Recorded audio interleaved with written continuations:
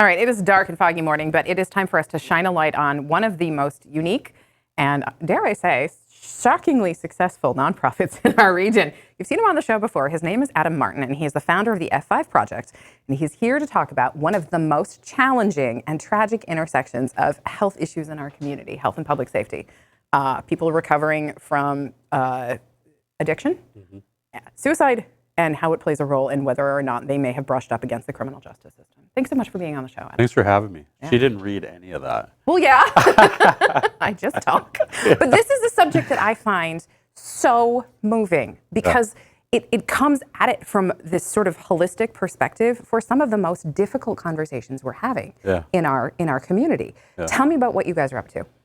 I mean, just in the last month, we've lost a lot of people in the recovery community. We've had multiple funerals and celebrations of life, whatever. So it's like, you know, before it used to, I think a lot of people would say they knew somebody that knew somebody, and now it's getting closer to home. To even for me, in the last month, I've had two direct friends that have lost their life, either from an overdose or suicide. And so, you know, I've heard numbers, you know, that it's going down or whatever, but it just seems like it's not true because it's getting closer to home. Right.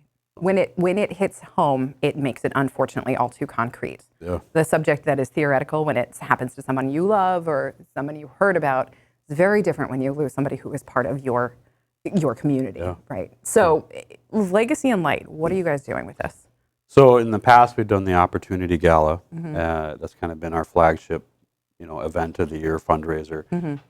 Because of, you know, all the recent loss, and I mean, it hasn't even just been recent; it's been ongoing. And I feel like families haven't had a real chance to grieve in the community outside of the funerals or the celebration of life, but like more just with other people who have gone through the same thing. So we're going to do the Legacy and Light, where we're going to have a candlelight service. We're going to have a speaker who lost her daughter to overdose.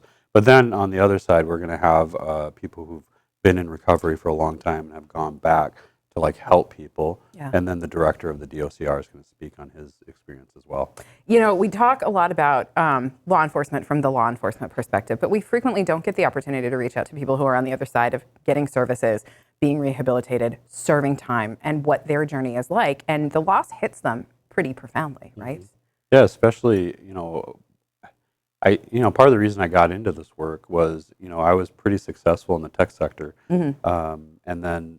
But I noticed that a lot of the people that I used to hang out with were either dead or going to prison. Yeah. And that was part of the reason I was like, I guess I was just tired of losing my friends. Right. Right.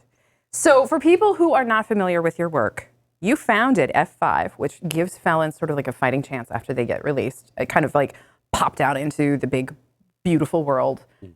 Gives them some services to help that transition. It was 8 years ago? 8 years ago. 8 years ago. Yeah. Did you ever see that it was going to grow this big?